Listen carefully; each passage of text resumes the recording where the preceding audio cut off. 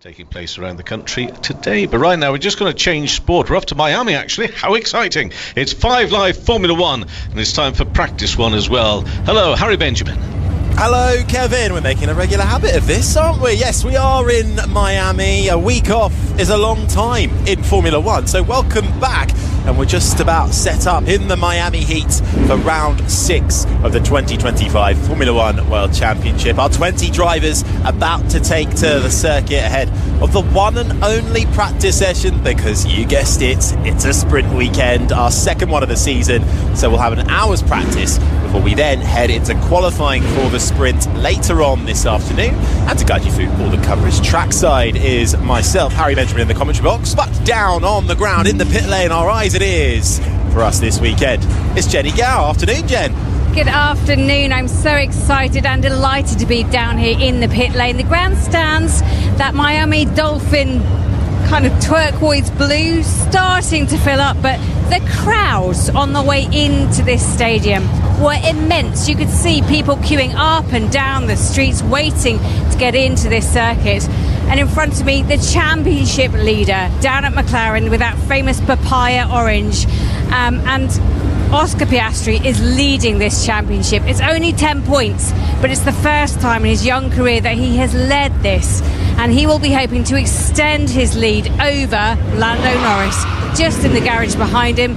Not even strapped into his car yet, putting his helmet on at the back of the garage.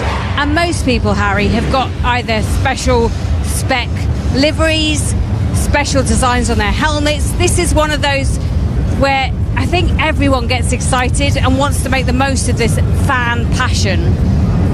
Absolutely. I mean, there are so many tweaked liveries, aren't there, for this week. We've got an all-pink Racing Bulls. They've changed their tune for this weekend, and also lots of different overalls being adorned. Ferrari have added a bit more blue to their red, so we'll try and describe those to you in full colour when they head out onto the circuit. Alongside me, joining me in the commentary box, is the BBC's F1 correspondent, Andrew Benson. And Andrew, I mean, we spoke about this on our preview show as well, which you can have a listen to in between once this session is over and we get sprint qualifying on BBC Sounds on the checkered flag. But this is an event, isn't it, really, with almost an F1 race attached. But it's going to be here for many more years to come now.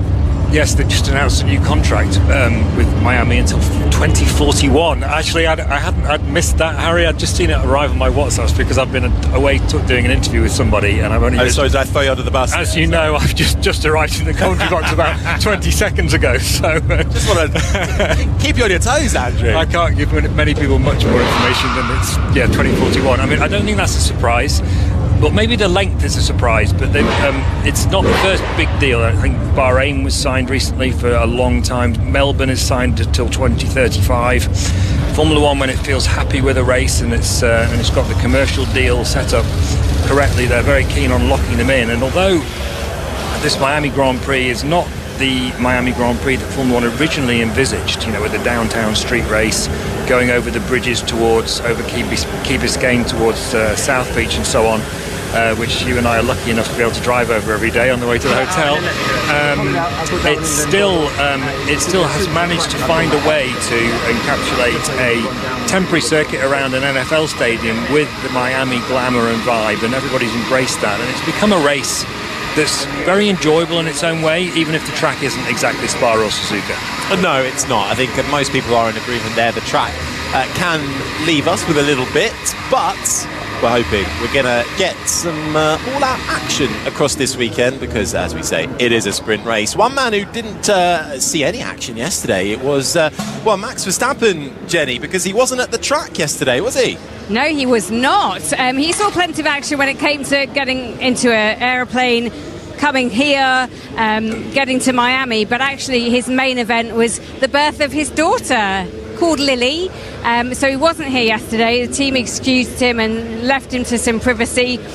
He's issued a picture, so has Kelly Piquet, of their new daughter, and he'll be delighted, obviously, and now he just has to focus on the race ahead and the sessions ahead. There's a man with a pot of Flowbiz just to his right-hand side, one of the mechanics, and I just wonder if they're going to daub that all over the wing. I don't know, he's standing in the middle of the car, so let's see what they do. But they're obviously trying out a couple of tweaks to that car, and we'll see if the temperatures. It's quite cloudy out here as the first car goes out of McLaren. It's quite cloudy, so maybe it'll suit the Red Bull a bit better. Jenny, I can tell you what's going on there. The Red Bull has a new floor on it today, and the Flovis, that's why he's standing in the middle of the car. He's going to paint it on the edges of the floor, I would imagine, and they'll be able to see whether the airflow is doing what they want with that new floor. This is the first attempt from Red Bull to solve some of the balance and handling problems that they've been having with that car that's been stopping them being as quick as the McLaren. So it's actually quite a key weekend for that team. Yeah, floor fences, floor edge is what they've declared Red Bull for their performance gains this weekend. Mercedes with a rear wing. Aston Martin have brought some bits more circuit specific though. Alpine have got some new bits and bobs on the front suspension in the front corner of their car, along with Sauber as well. They've also got some new front suspension, but you can hear that in the background, the sound of Formula One engines, because we have cars out onto the circuit. And for those who wish to do a countdown, it's coming at you now. It's 59 minutes and 3, 2, 1 second remain, and Oscar Piastri down through the gears is the man, one of the first men out on track, along with Gasly, Bortoleto, Leclerc, Sainz, Albon, Hadjar, Behrman, Lawson, Doohan, all heading out onto the circuit. That is the leader in the championship, Oscar Piastri, 10 points clear, 99 to his name. Then it's Lando Norris. Max Verstappen lies third, with George Russell and Charles Leclerc rounding out the top 5. Over in the Constructors' Championship, McLaren continue to lead the way. They are 77 points clear of Mercedes. Then come Red Bull, Ferrari and Williams at the moment, best of the rest in that 5th place spot. Haas, Aston Martin, Racing Bulls are lying in 8th ahead of Alpine, with Sauber 10th and last. Every team, though, has scored points. Now, Andrew, we always say this for a sprint weekend. I think we come to the agreement, we quite like it because it gets us straight into the nitty-gritty of a weekend. You certainly do, Harry. You've made that very plain. Abundantly clear. However, does that mean everything is condensed? What we normally see in FP3 and FP2. In FP1, are we seeing, okay, quali run straight away, long run straight away? They've got to cram all of this into the remaining 57 minutes. Well, so the current format, it is like that in a way, but also not in another way. So they've got this practice session to prepare for the sprint qualifying and the sprint. So once they get into sprint qualifying this afternoon, they can't change the car again until after the sprint, but then they can change the car. And then they go into qualifying a bit later on Saturday, after the sprint race earlier on Saturday.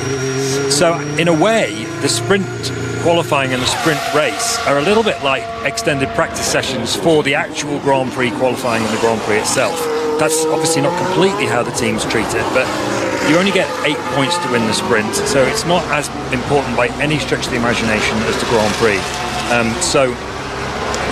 Although it's competitive, and that's why you like it, Harry, it's not just watching cars drone round and not having anything specific to talk about. It doesn't necessarily mean just because someone qualifies on pole for the sprint that and wins the sprint, for example, like Lewis Hamilton did in China, that they're then going to go and do the same for the Grand Prix, because they do have the chance to change the car afterwards. Yeah, well, they are not wasting any time. Let's just hear Norris on the radio. Yeah, you've left like so many tools in the cockpit. Everything's just falling apart. I have to box this up.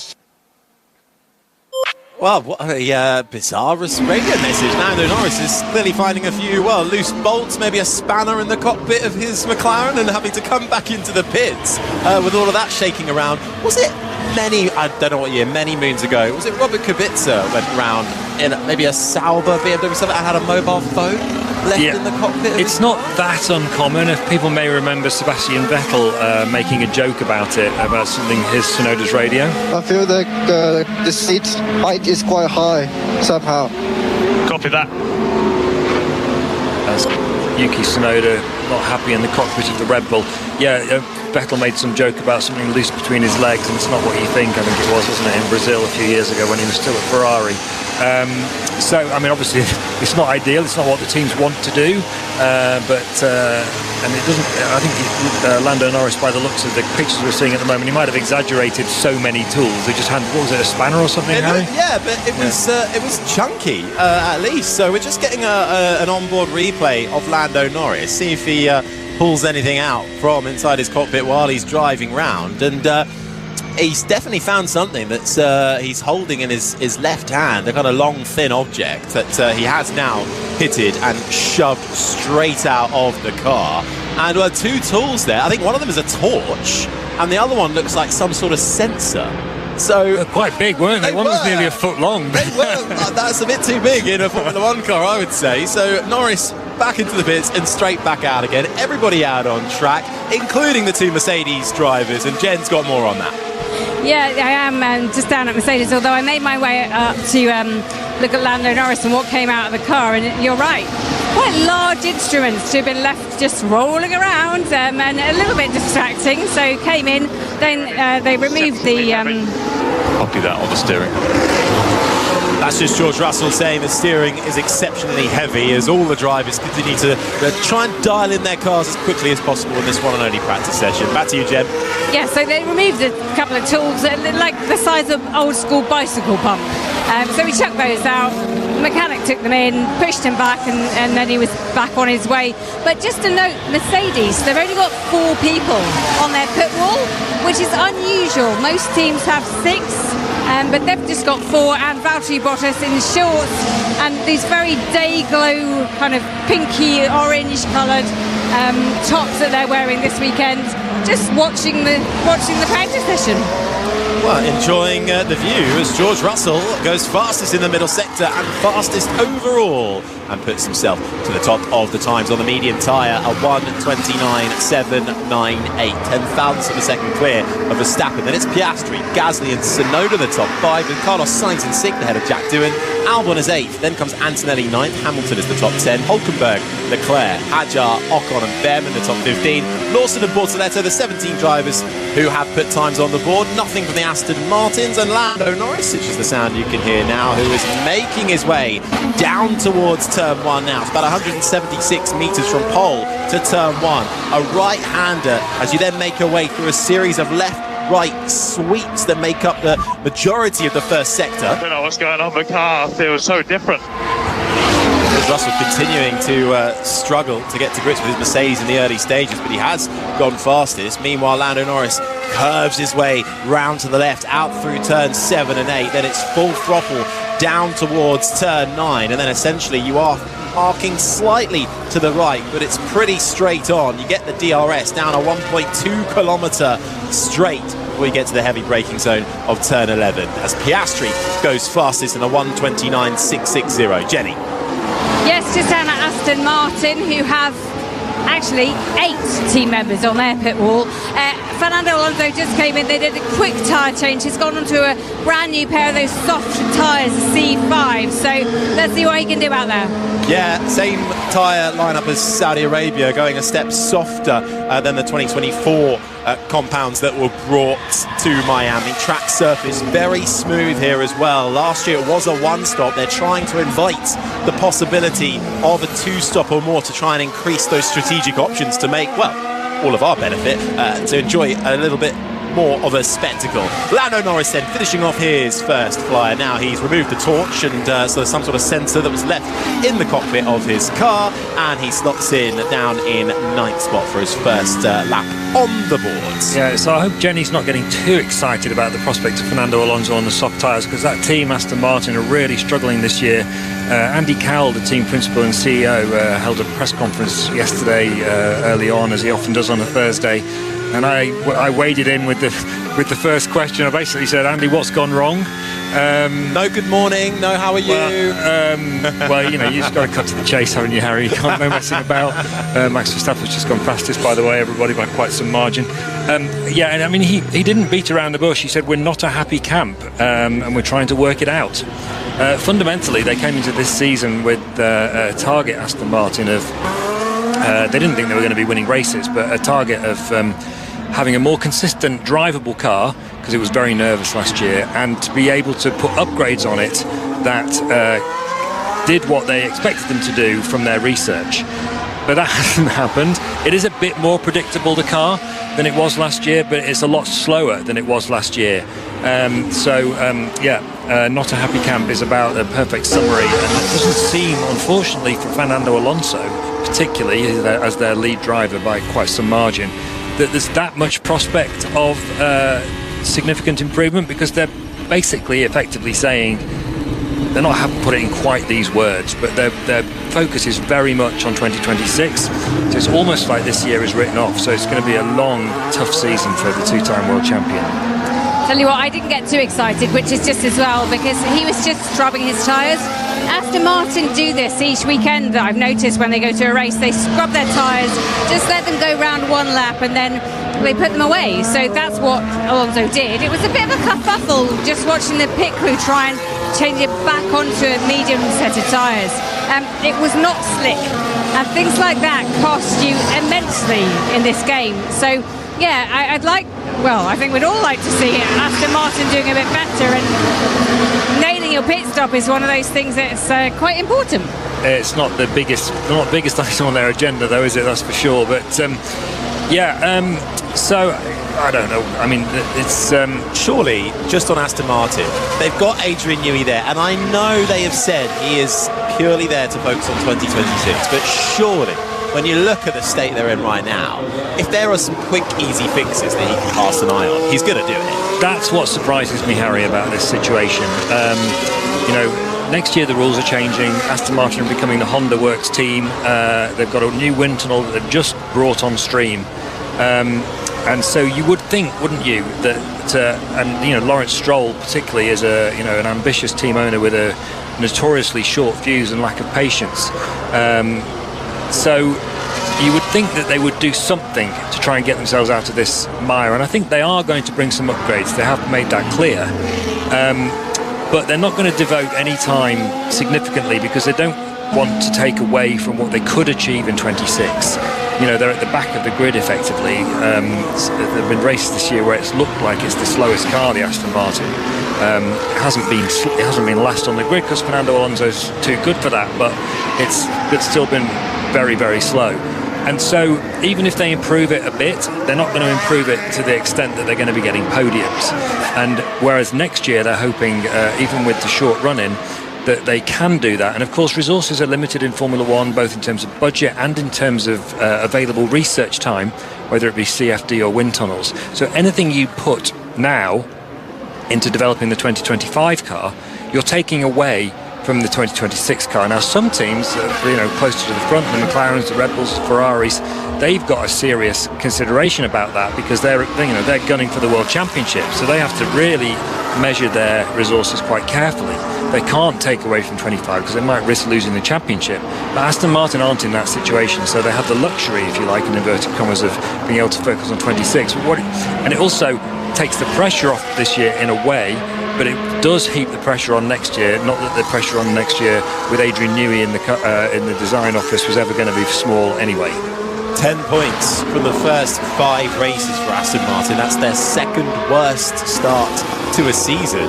You've got to go back to 2022 where they only had 6 points after the first 5 races. All those 10 points as well scored by Lance Stroll. Fernando Alonso hasn't got any points on the board yet, so this is, I think, tying, if not breaking the record for one of his worst starts to a Formula One season. So knowing Alonso, he will be wanting to fix those issues as soon as possible, but are all those eyes on 2026? We know up and down they are looking at. Williams, for instance, have said that they are no longer bringing meaningful upgrades, at least, to the rest or for the rest of this season, as they have been a team that's been quite open and fully pushing for 2026. Carlos Sainz saying, I haven't joined really to expect immediate success. I'm looking at 26 and 27. Just to be clear about Williams before I go back to Aston Martin, it's not like they're not going to bring any more upgrades. What they've said is they're going to stop making any more, stop designing any more upgrades, but there are upgrades in the system because it takes weeks for them to actually come to bring to the car, but there will obviously then come a point quite early in the season where they stop coming. On the subject of Fernando Alonso, obviously he crashed in Australia. That's one reason why he has no points. And then he had a difficult race in China where his, I think it was his gearbox failed. And then since then Aston Martin have just not been competitive. He is still wiping the floor with Lance Stroll, and surprisingly in terms of performance he's 5-1 ahead in qualifying at an average of just under 0.3 seconds. So it's not like he's gone off the boil or anything. It's just crashing in the wet in Australia is basically because I think he was 6th at that point. It's a brake issue, I think. That's right, the brakes were on fire, weren't they? And then ever since China they've just been slow. He nearly got points in Japan. He did a very good performance in Japan in the race. And in fact, Andy Cowell, the team boss I was talking about earlier, he was praising Alonso's qualifying performance in Jeddah 2 weeks ago, saying how extraordinary that was. But I don't know where he was in Jeddah. Let me just look it up. In qualifying? Yeah.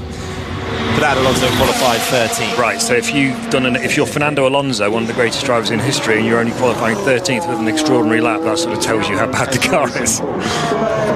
Certainly does. Well, at the moment then, actually 18 cars are out on the track. Just Hulkenberg and Bortoleto are in the pits, and Alonso's currently down in 15th. It's 44 minutes and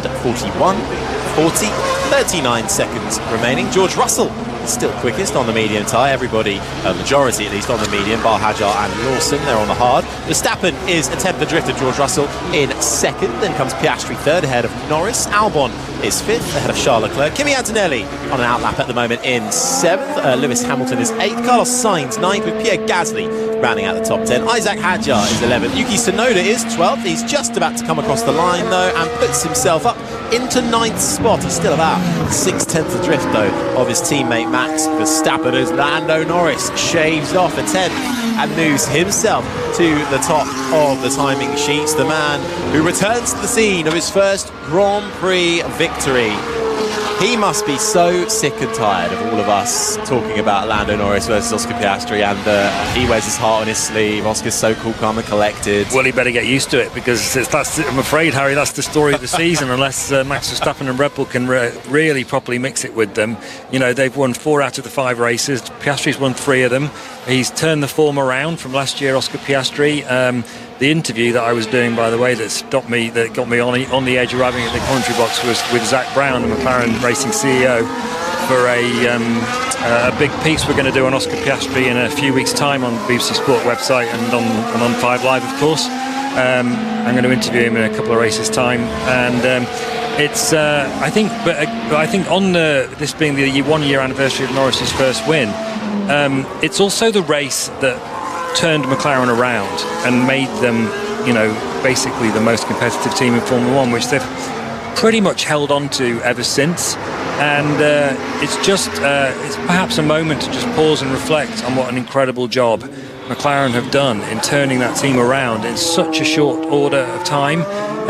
Brown, of course, the leader of that team, employing Andrea Stella, or promoting Andrea Stella from his previous job as performance director, making him team principal, actively deciding to get rid of Andreas Seidel, who was his predecessor, who went to Sauber and then was fired by Sauber, or Audi, I should say. In very short period of time, they've turned that team from, you know, bang average midfielders basically into, you know, the leading team in Formula 1. And it's absolutely extraordinary performance that they've created, and they deserve every bit of praise that they get for that. The return to glory is a brilliant storyline for Formula 1 and McLaren out there on the circuit. And indeed, the return to the place where he took his first Grand Prix victory. Interestingly though, Jenny, what I found great, and I'm sure this record will completely be smashed out of the water, Oscar Piastri has yet to score points in the Miami Grand Prix. I think he might put that to bed this weekend. Yeah, it definitely hope so, but you know, you can't write what's going to actually happen in a Grand Prix, and we've seen countless times, if you start in pole position, you might not end the race in pole position, and certainly here the record is anyone who started in pole has not won the race. Oh, that's a big moment. It was indeed George Russell. He's had a lovely little sort of power slide, well, not a slide, a big oversteer moment through that very clumsy chicane. Actually, that was the chicane that did for Max Verstappen last year. He got that wrong in the way that Russell just did, and went over the bollard, got it stuck under his car. That created a safety car, and then the safety car timing allowed Norris to jump Verstappen. He was quicker than Verstappen already, but he was some way back on the grid. It was quite an exciting little moment. That it's a funny circuit, isn't it, Harry? It's really like it's in 3 completely separate character situations with the 3 sectors. The first one's really quick and demanding, and we often see drivers lose control through those corners, particularly the very, very long turn, what's it called, 7, around the fake marina, I think that is, isn't it? And then after that, it's just a straight, really fiddly section that includes that chicane I've just been talking about, where George Russell had that moment that we saw, or some of us saw anyway. All the way. Apologies, radio listeners. And then just a straight until the last corner. It's a long straight as well. Yeah. It goes on for over 1.2 kilometres, and you are going on and on. 3 DRS zones, that is one of them as well. You've got the DRS down to turn 1, and then on that other drag from turn 9 all the way down to that heavy braking zone of turn 11. So, I mean, on paper, it actually seems like an okay track, but I think it's because there aren't enough of the good bits. Yes. There's too many, and that chicane that we're talking about is really clumsy. 14 and 15. It gets really tight. Constantine is up. You sort of go up and over the crest before then just sending back down. Exactly. It's the combination of the tightness of the track and the up and over, if you like, and then down again. It just like the car goes light. Loses grip, and I don't think the drivers enjoy that corner particularly. I think, and then, by the way, one of the things about these, just to go back to these sprint weekends, Harry, one of the things that's frustrating about them in a way is this particular session now. It's really hard, usually, to get any kind of read from this session, because the teams all choose to run it in slightly different ways, and they run short runs, low fuel, high fuel, all at different times. And because it's a new track, a fresh track, it's evolving very quickly through the course of the hour. So if someone does a low fuel run earlier in the session and someone does a low fuel run later in the session, there's just no way of comparing it. So I don't think that's, so you almost got nothing to write or say about them. But yeah, at least we get some competitive action later on today. Looking forward to your post-FP1 report on the BBC Sport website, Andrew. Sometimes it's a bit dispiriting writing, I have to be honest. But I'm sure my colleagues in the office are having a bit of a giggle at the moment, because we've talked about this quite a few times. But no, you never know. We've still got 38 minutes and 28 seconds of free practice 1. What you want is a crash. Then you can write about the crash and then you're okay. Well, it's Formula 1. You never know what might happen. Right, that's Andrew Benson, by the way, up in the commentary box alongside me, Harry Benjamin, and down on the ground is Jenny Gow. Yes, I've just come down to what used to be AlphaTauri, the VCARB team, Racing Bulls, call them what you want, and Liam Lawson has just come back into the garage. I really feel for him. He's getting constantly asked, when are you going to perform? What's the expectations? He is doing better. He's had results of 17th, 16th, 12th, so it is getting closer to a decent result, but he'll be hoping for some turnaround this weekend of just a glimmer of light, I suppose, after he got demoted from Red Bull and Yuki Tsunoda got put up to the Red Bull team. But on the other side of the garage, it's really interesting.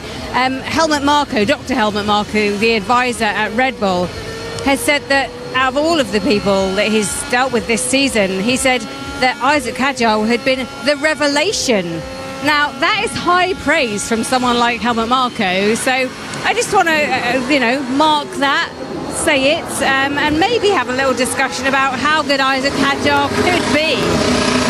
I completely agree, Jen. I think Isaac Hadjar has been a little bit of a revelation, really. Look, he finished second in Formula 2 last year. He stalled on the line in the final race, and that kind of put him out of it immediately, and Gabriel Bortoleto took the championship. But it's Hadjar who has come in and was really one of the last drivers to be signed for this season, because Red Bull were figuring out how to pay off Sergio Perez, and were they going to promote Yuki Tsunoda or Liam Lawson. Obviously they went for Lawson initially, but Hadjar has quietly gone about his business and made headlines really in Melbourne with that formation lap crash, which I think set the bar pretty low, but he's bounced back from that superbly. I think he's got 2 points finishes now, raced to a fantastic 8th place in Japan, managed to pick up another point in Saudi, and actually was kind of not unfairly relegated to 10th, but he had the 2 Williams playing DRS games in front of him, so he couldn't get them between Sainz and Albon, but he was still rewarded with a point. I've been quite impressed with Hadjar as the next rookie out, sort of one of the best performing rookies if you take Kimi Antonelli out of it, because we expect him to be performing because he's in a Mercedes. Well, I think Racing Bulls are impressed with him too, and talking to them, I think one of the things that impresses them most is that he listens. He's not all racing drivers are like this, and certainly not all racing drivers that have passed through the hands of the engineers at that team you could say what I'm about to say about. He listens to them. He's keen to learn, and he's sharp and humble with them. I think he's not found his feet with the media yet. He's a little bit awkward in press conferences and so on. But he's only young. Give him time. He's best mates with Lewis Hamilton, though. He's really made good relationship there. They've got a good romance. Yeah, that all started because of the accident in Melbourne, didn't it? When there's a little bit of drama there. He had the incident when he was crying in his helmet when he got out of the car, and Anthony Hamilton, Lewis's father, went to console him as he walked back down the paddock while the safety car was out. And I think people drew quite a stark contrast between Anthony Hamilton's empathy with Hadjar there and the way Helmut Marko, the Red Bull advisor, talked about it being embarrassing that he'd been had a little cry to himself afterwards. In fact, it's very true to Helmut Marko's character for him to be saying that, but not everybody was that impressed by the way he handled Hadjar in that situation on a public level anyway. Hadjar is currently, he was out there on the hard tyres, now back in the pits along with the majority of the field, actually. Only Kimi Antonelli out there in the Mercedes, along with the two Aston Martins, Alonso and Stroll, and Gabriel Bortoleto. Russell's fastest time still holding a 1:28.058, over a tenth and a half clear of Antonelli. The two Mercedes on top, then it's Sainz, Norris and Albon in fifth, ahead of Verstappen. Hadjar is seventh, ahead of Piastri. The two Ferraris of Hamilton and Leclerc are the top 10. And I suppose, Andrew, one of the questions is, what do you do with a problem like Ferrari right now? Because they ended last year challenging for the Constructors' title, and obviously they didn't win it, but you'd think they would be able to come out strong this year. And whilst McLaren have clearly leaped ahead, they've either left Ferrari where they were, or Ferrari have actually taken a bit of a dip at the same time. There's that issue with the car, and then there's Lewis Hamilton, who is still not gelling with this Ferrari. Well, if I was Fred Vasseur sitting here instead of me, we've got the same sort of hairdo almost, but that's about it. I think that's unfair to Fred. Yeah, I think Fred and I have got about the same level of hair, but anyway, what Fred will be saying right now is that, we're actually in a better position than we were at the start of last season. In terms of competitive performance relative to the rest, and we ended last season very strongly, so we just have to stay calm and keep working.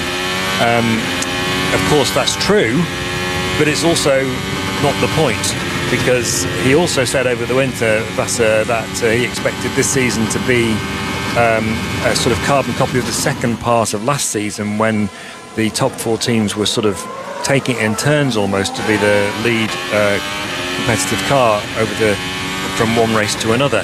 And they also very clearly, Ferrari were clear about wanting to mount a title challenge. That's not completely out of the realms of possibility just yet, but it's not far off given how far they are behind in terms of points. As for Lewis Hamilton, yeah, it's just not gelling, as you say, Harry, at the moment. And I'm just going to see if I can find the qualifying statistics for you, because they're really quite shocking for someone of Lewis Hamilton's calibre. He, compared to Charles Leclerc, his teammate, he's 4-2 down. Yeah, right. I've done it on merit. At 0.227. But that figure is skewed by the first couple of races of the season and China, because in the last three races of the season, he's been in the triple header that preceded Miami. It's basically been half a second on average or so slower than Charles Leclerc. Charles Leclerc's made some progress with that car. He's been talking about an extreme setup that makes it quite tricky to drive, but does get more performance out of it. Hamilton's not been able to follow that. And in fact, I think it's worth saying that Leclerc's had a really outstanding season so far. I think he got a podium in Jeddah last time out. He was helped, of course, by Lando Norris's qualifying crash there. But he was very unlucky with the safety car in Bahrain. Could have potentially got a podium there, beating George Russell to it. And he was fantastic in China with that broken front wing. Very, very quick. Let's not diminish the scale of the task Lewis Hamilton has with Charles Leclerc as his teammate. Let's not forget also that many of us thought that Hamilton would struggle to get close to beating Leclerc over the course of this season, in qualifying at least. But he's also been uncompetitive in races, and he's been sounding very, very down. But I think he just has to keep plugging away. Here's some Russell radio. I think he's just saying sparking a lot. Okay, they're just doing the thing where they put it on the screen and not playing it. Not the most gripping of radio messages, was it, from George Russell? Yeah, he just has to knuckle down and try and make the best of it, really.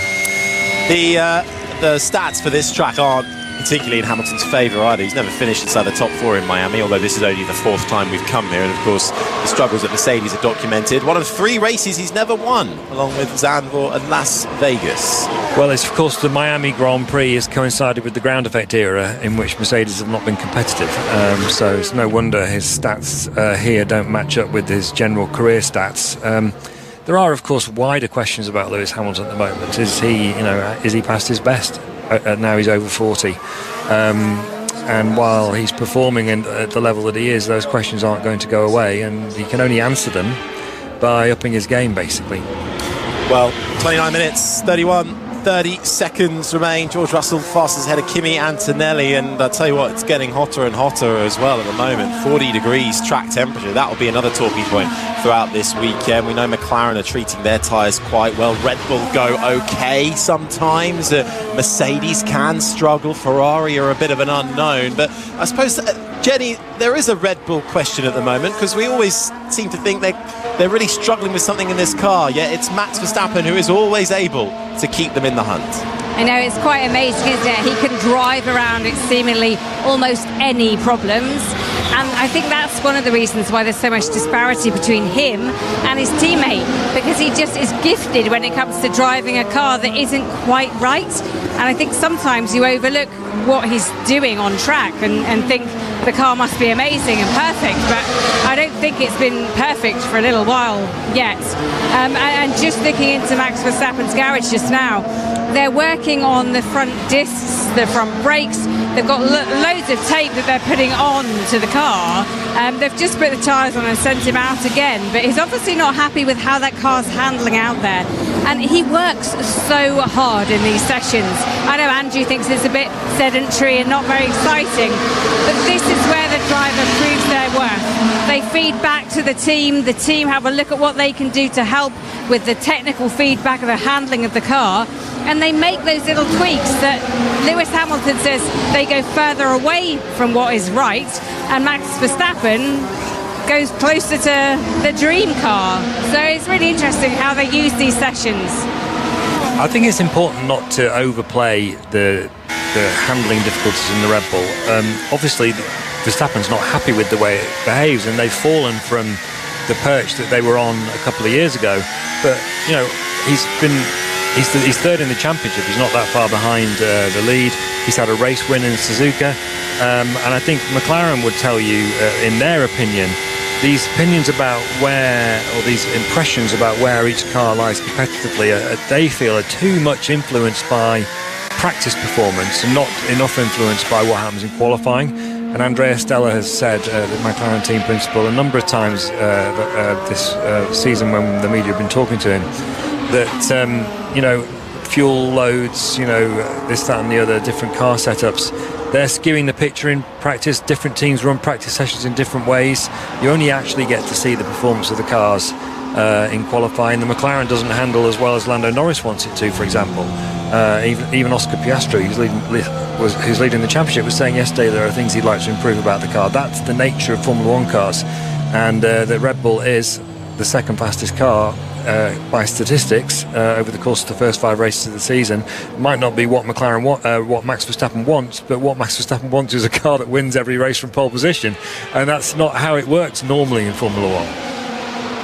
No, it is not. And right now he's down in 8th, half second adrift, but difficult to take too much from this FP1 session. As we have said, after a little bit of a lull on track, we've got the majority of the drivers back onto the circuit, with the exception of Hamilton and Alonso, who are in the pits. And I mean, just on Red Bull, worth mentioning about Yuki Tsunoda, obviously had that racing incident with Pierre Gasly in lap 1 in Jeddah a couple of weeks ago, and what Red Bull have done with him since as well, he's had extensive sim sessions. He's also gone and tested the RB19 at Silverstone to try and get him a little more up to speed with a car not too dissimilar to to the one that he has for this season. So I wonder how much of the fruits of that labour we will see play out. Right now, though, Tsunoda is down in 15th and some way adrift of his teammates and won't have a lot of time before he's got to go qualifying. I think it's been interesting, Tsunoda. He's looked really impressive at various points. That was Lando Norris, who was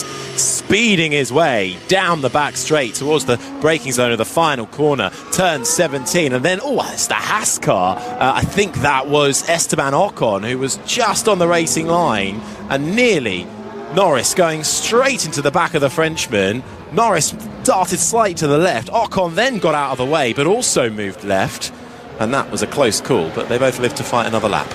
Yeah, someone's radio doesn't appear to have been working there. Yeah, what happened there is dawdling on the racing line. Lando Norris was going left to try and avoid him, and then Ocon moved left, having finally realised Norris was there, and Norris had to slam on the brakes earlier than he would have wanted to. So what was the point I was making? You were going on about Tsunoda. Yes, so he's looked impressive from time to time, but it hasn't generally quite come together for him in qualifying. The difficulty, of course, is that Max Verstappen is his teammate, and does anybody really expect Yuki Tsunoda to get within 0.3 of Max Verstappen on a regular basis? I'm not sure I do, and that's the difficulty Red Bull have, basically. If they're going to keep employing not A-level drivers as Verstappen's teammate, they can't expect them to perform in A-level driver level. I mean, this is the thing with Perez, right? Was he, on average, was it about 0.4 he was off? Something around that. So, if you go back to when Perez first became Max Verstappen's teammate, that wasn't that bad because the field wasn't so tight. Whereas now, 0.3, 0.4, you're 5-6 places down the order. It's also perfectly normal when you're comparing a very good driver with an all-time great driver. I think if we went, I haven't got these statistics at hand, by the way, everybody, I apologise for that, but if you compare Ayrton Senna's average qualifying advantage over Gerhard Berger, for example. You mean you haven't got that to hand, right? With Max Verstappen over Sergio Perez, I wouldn't be surprised if it was actually quite significantly larger than that one. I think people will probably say that Gerhard Berger's Gerhard Berger's a better driver than Sergio Perez, or was a long time ago, probably not anymore. But so it's these are the margins you get. Look at the gap between Alonso and Stroll. Look at the gap between Hamilton and most of his teammates, apart from George Russell and Alonso.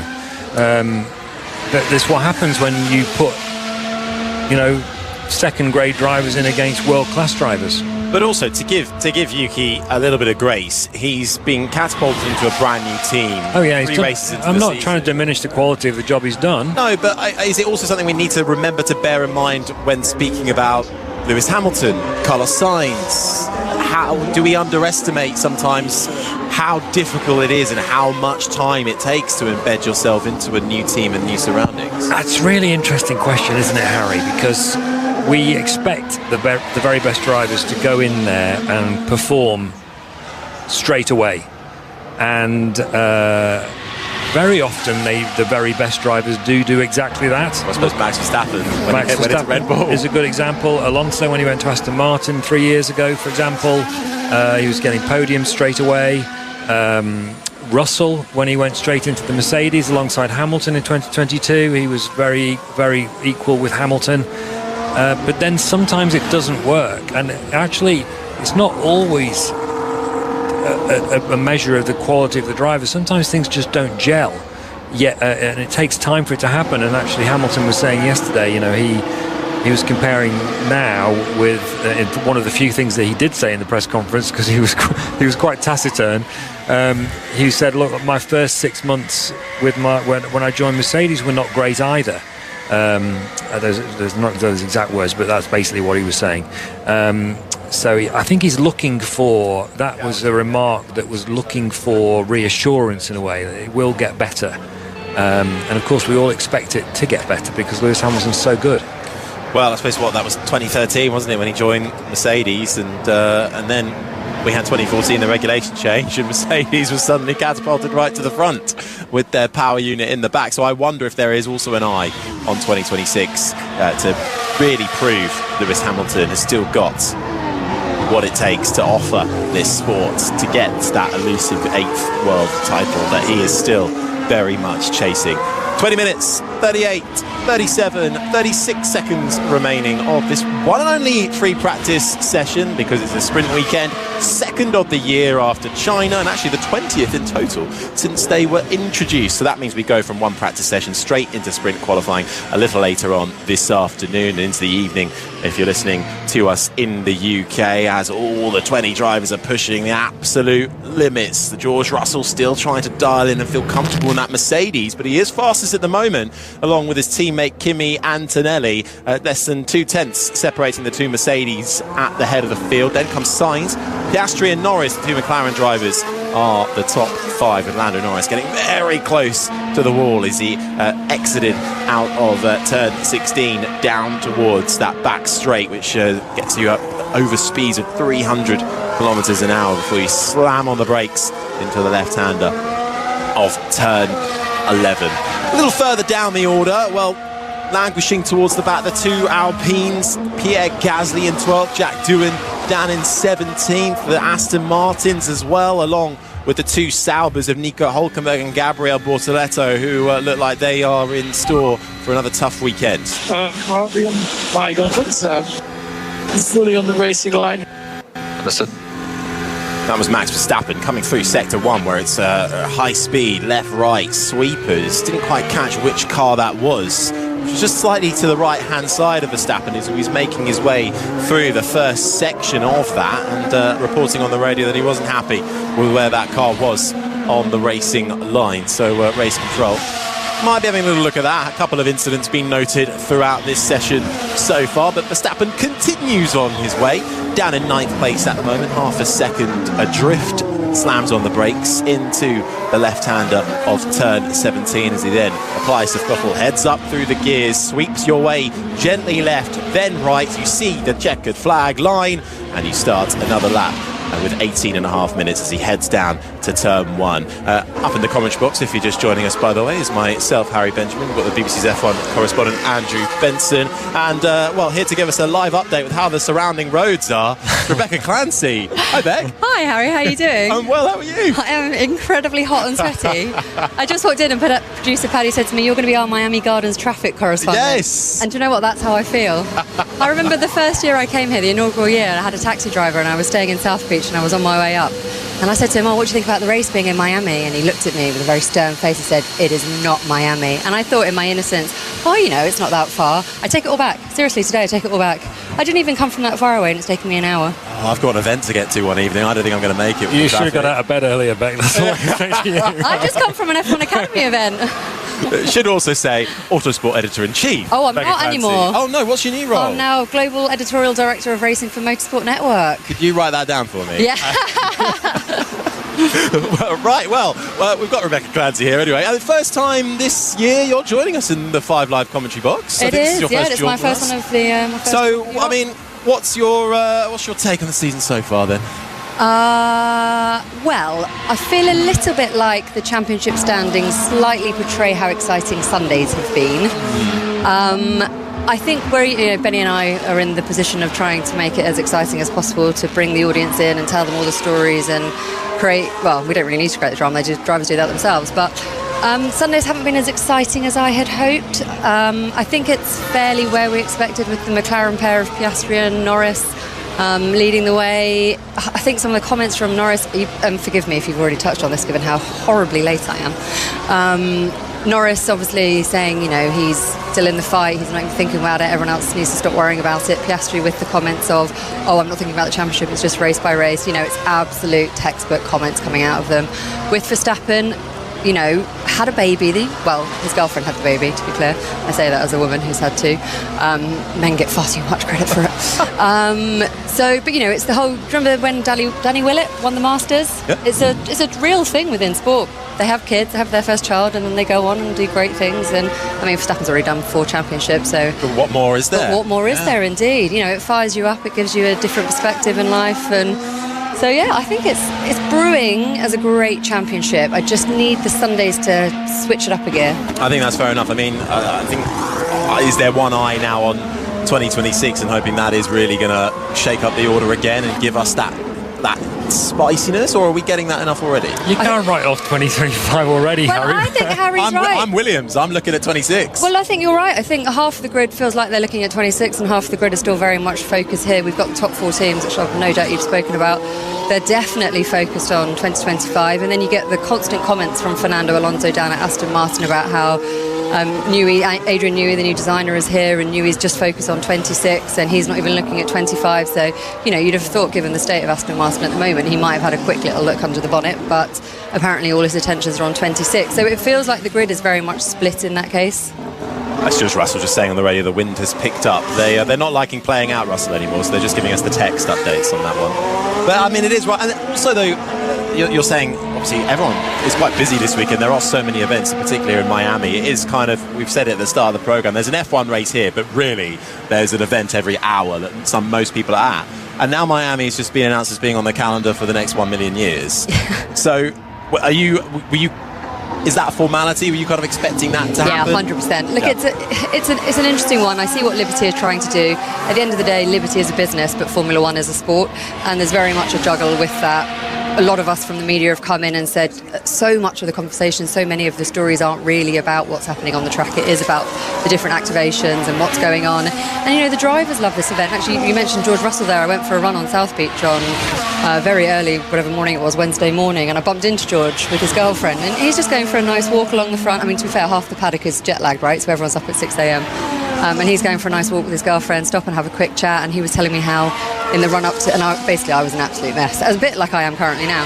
But, I'm bright red, hot and sweaty, having just done a very, very slow 5K. And he's like, oh, how are you getting on? Yeah, we're fine. Hadn't seen him for a while. And I said, I don't know how you do it. And he's like, oh, no, it's fine. And he was telling me how back in Monaco, he's flown in from Monaco, they've been pushing their sleep schedule back to 1 a.m. and he really he quite enjoys all that side of it as well. And he's taking his melatonin, which I highly recommend. I'm a big fan of melatonin too. And so it was just interesting talking to him, away from the track. We just bumped into each other. He's very relaxed. He was enjoying the South Beach vibes, and they really love it as well. And I think that energy feeds through the whole paddock as well. And I think, we're all enjoying it, let's be completely honest. Sorry to anyone not here. But it's just a really fun place to be. It's far too hot right now. But there is a certain energy about it. There are all the activations, so many businesses. I mean, Benny, you'll remember this. Remember when it was announced and it came onto the calendar, and being so close to Monaco, the place where everyone used to write their checks and get their business done, it very much feels like now Miami is the place for that. Well, there's a few races, aren't there, which are sort of big business races. Obviously, Monaco, this has definitely become one of them. Singapore is another, and Austin is another one where activations, to use your word, you can tell you're on the business side of things more now, Rebecca, are a big thing, and guests are. You can see it also by the busyness of the paddock and how many guests are here. And it's the same with those other races that I've mentioned. Even Bahrain actually is a race where you wouldn't think it, but stuff happens in that way, meetings and things. But I guess it's not a surprise, is it? When you look at those races, Miami, Monaco, Singapore, Austin, if you were to pick the 4 races that are going to be most exciting for business people to go to and have a holiday and also do business deals, you'd probably pick those 4 races, right? I do all my deals in Baku personally, but each to their own. Right. Well, I'll tell you what, Beck, we'll give you a bit more of a rest so you can catch your breath, and we'll check in with our pit reporter, Jenny Gow. I feel like you've missed out Vegas. I mean, I've not done Vegas. Yeah, you're right there, Jenny. Sorry about that. I mean, almost every race now is big business. That's the thing I've noticed. Paddock clubs are getting larger. The amount of guests that are coming, they're getting larger. The amount of press releases we get on a daily basis telling us of new sponsors, new partners, the amount of the overalls that are just littered with these new partners and businesses. It's crazy. So yes, there's lots of business being done. And I have to say, I've just come down to Williams to see Carlos Sainz and what he was doing. He's doing very well at the moment, by the way. The insides of the tyres are painted up as blackjack. Very clever. Well, I think the Racing Bulls have done something similar. I think it's the top of a can is how their wheel looks. They've gone for a full pink livery. They've stolen Alpine's original idea, and I think they've done a better job personally. The Racing Bulls looking rather spectacular, but all of that just aids to the fact this is an entertainment spectacle that all the teams are lapping up every single minute of it. Last few moments have been quite busy as well. 10 minutes and 40 seconds remaining of this one and only practice session. The sun is still very much shining. There are a fair few clouds in the air. The wind has also picked up slightly too, and a couple of the drivers have bolted on a set of the soft tyre. Fernando Alonso is back out on the soft, having scrubbed the set right at the start of the session. Carlos Sainz is now making his way down that long back straight, reaching speeds of over 300 kilometres an hour before he slams on the brake, fastest through the middle sector, throws it into the left-hander, a quick left, then sees you out through the arc of the right-hand corner that sees off a lap around this Miami track, and it's Sainz to the top of the times on that soft tyre, almost 4/10 clear, a 1:27.678. Beck, how impressed have you been by, I'm going to call it a resurgence for Williams this year, best of the rest, sitting pretty in fifth off the back of a double points finish. Both cars, Sainz seems to be back on form again and getting to grips with his new surroundings. This bodes well for them in the future. It does bode well for them, and I think it will start with James Vowles coming in as team principal. Very smart man, he's all about the data. If you ever talk to him, he was a strategist obviously at Mercedes. His entire background is data basically. It's very much how he leads that team. He looks at it, everything is made with, there's always a bit of a gut feeling, but it's very much backed up by what the numbers are saying on a spreadsheet. So I'm not entirely surprised to your question. I think what he's done and how he's implemented not just he's sort of slightly changed the structure, but also the cultural change, and we talk about that a lot, and Toto Wolff at Mercedes and Christian Horner at Red Bull, they've all been very big on talking about culture. It's one of the things they always say about how they succeed, people being able to have a voice. Or Piastri radio, just check the right side tyre, it's a little comfortable. That was Piastri, who had just a little bit of a kiss with the wall, front right tyre, as he made his way onto the back straight. So has made his way, still out on track actually. He might have come to the pits because he's now back onto an outlap, but just a little kiss to the wall from Piastri. But with Carlos Sainz, it did feel like it took him a couple of races to settle, and I don't think you can hold that against him. Every driver has that issue. We're seeing it with one of the very greats, with Lewis Hamilton at Ferrari. Carlos Sainz is a superb driver, absolutely brilliant. So for him to take a couple of races, I think that's probably great. It's the right thing to do. You often see it with the rookies, don't you? They get in, they push too hard, they make mistakes. The more seasoned head of Carlos Sainz, he knew to have different ways to find the limits of the car, still pushing, still you have a few errors here and there, but ultimately I've been genuinely very impressed with the team. And actually I feel like when you go down to Williams, you can sort of sense a bit of a difference about them. There's a bit of a spring in their step, and they do all feel like they are collectively moving forward. So I'm really pleased with them. It's great to see that they are. I mean, I have to say, I didn't expect to be saying that they would be best of the rest at this stage. No, and in an ever-tightening midfield as well. It really is every thousandth of a second that counts. So it's even more impressive in a way. And actually, Jeddy, well, Williams will be pretty happy right now because it's Sainz top, and Albon, also on the soft, has joined him up there. 1-2 at the moment for Williams. They must be listening to us, that's all I can say, coming up to 1-2. I know it's only free practice, but it gives the whole team a bit of a boost and a bit of a morale boost, especially when they're probably jet-lagged. They're fighting with the traffic as well. They're doing all these things that we as media do, but also trying to run a race team. And I was really interested the last time out watching the Williams team in Jeddah, and they definitely use strategy to their advantage. And obviously James Vowles comes from strategy. He knows it, he lives it, he loves it. And just seeing Sainz and Albon playing with DRS, using each other to aid themselves and the team to collect a double points finish, to finish 8th and 9th. I thought that was really clever, and it shows how much James Vowles is now running that team and guiding that team. Yeah, and I mean, it was also straight out of the Carlos Sainz playbook, wasn't it, from Singapore when he took the only non-Red Bull win a couple of years ago, and managing to secure that double points finish for Williams. I say they were 1-2, they've now been shuffled down to 3rd and 4th with Leclerc now going fastest ahead of Max Verstappen, but less than a tenth of a second splitting those two. So in the last 6 minutes or so, the top teams bolting on that set of soft tyre, and we're seeing what they've got. And Oscar Piastri has had a bit of a marker laid down, 3.5 tenths clear at the top. This is Beck this weekend. Is it only between Piastri and Norris? Can anybody else throw a spanner into the works? Absolutely, yes, of course, or else why are we all here? No, I think 100%. I think you would never in your wildest dreams write off Verstappen. And I think we've been having this conversation a lot within motorsport and autosport, saying, you know, with Perez's stock has risen since he got out of that car, with Lawson, you know, with Tsunoda both struggling with it, and actually maybe the car is harder to drive than perhaps people thought it was. And actually, is Verstappen just that good? Yes, is my opinion.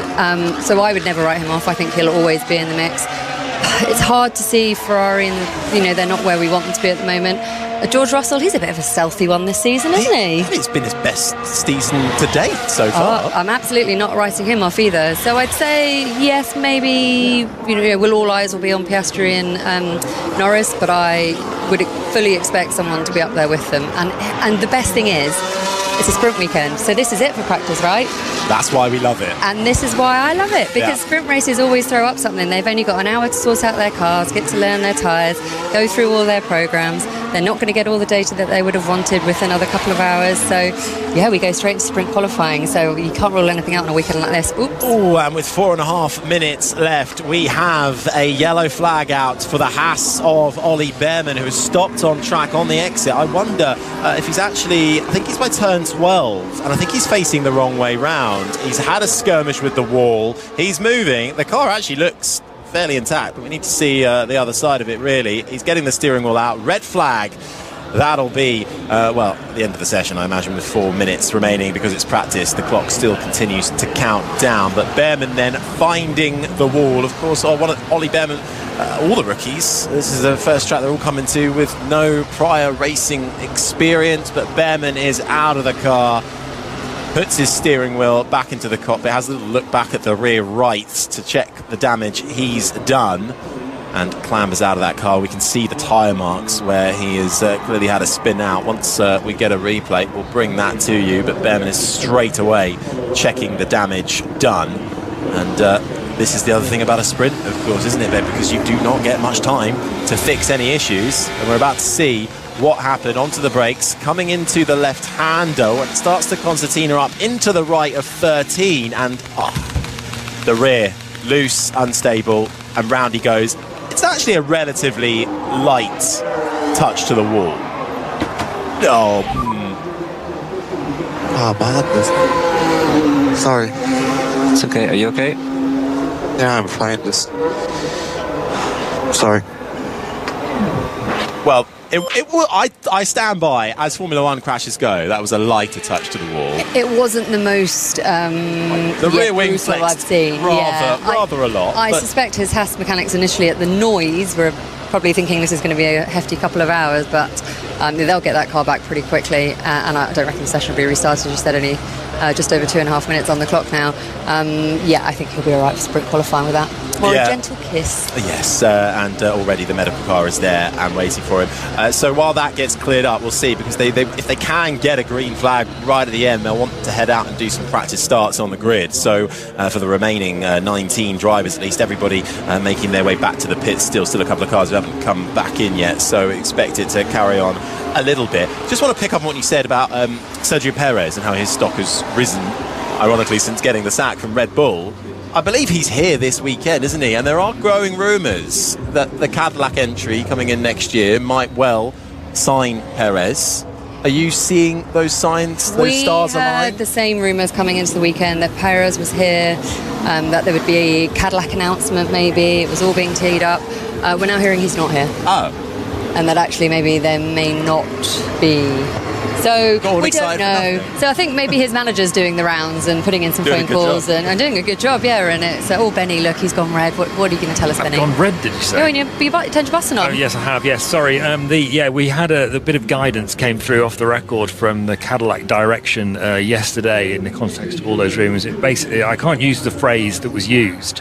but it basically said that any claim, I think it was built in Germany, the newspaper in Germany had said that Cadillac were going to announce Perez in Miami. That was described as total rubbish, except the word used wasn't rubbish. It's far too early and no driver decisions have been made. They're having a big event on Saturday night, actually, Cadillac, to launch their brand. So talking about activations, Beck, and I'll be there. Will you? I might sack it off, actually. You can't say that on radio. Don't worry, no one's listening. You're fine. Sorry, Cadillac. Well, Andrew, you were reeling off your invite list for this weekend. You're a popular man. I could have been out doing activations or such like every day. Do you want me to give you a different word? Different parties, basically. Please, yeah. If I'd wanted, but I've decided not to. Yeah. Spoil sport. Not really the Miami vibe. I suppose not. I've got other things to do. Like what? He's got to write post-practice report of this. Yeah. Behrman's crashed. Is that the leading line? Actually, I don't know whether it will be. I might go on Piastri. Oh, yeah, spoiler alert. Yeah. No, you would look forward to that one in the gap between... It's not going to be the most gripping report, I have to say. Don't do yourself down, Benny. You could also go to motorsport.com maybe as well. I'll be done for that one. Well, we're finishing this practice session under a red flag because Oliver Behrman losing his Haas car, spinning around through turns 12 and 13, or coming through the left-hander of 11 actually, and then finding the middle of 12 and then just peeking round the corner. He's out of the car and back to the pit lane, and his car now being hoisted away, his helmet off, and not how he would have wanted to end this session, but the clock has counted down. Oscar Piastri, fastest then at the end of free practice one, the one and only practice session we will get. We will be on air for sprint qualifying. That'll be on 5 Sports Extra. A little later on today, you can join us from 9 o'clock this evening on 5 Sports Extra. But it's Piastri, Leclerc, Verstappen, the top 3 at the end of FP1. My thanks to Jenny Gow, to Andrew Benson, to Beck Clancy, and we'll hand you back to the cricket action with Kevin Howes and the team. I have to say, if I just touched the wall with my car, I don't think I'd be quite saying, oh, I'm really sorry. I'm just really sorry about that. I might have been a bit stronger. But lovely to hear from the team. So much to come to look forward to as well over the weekend there in Miami. But yes, we've got some bonus cricket, really, because we've still got a few live...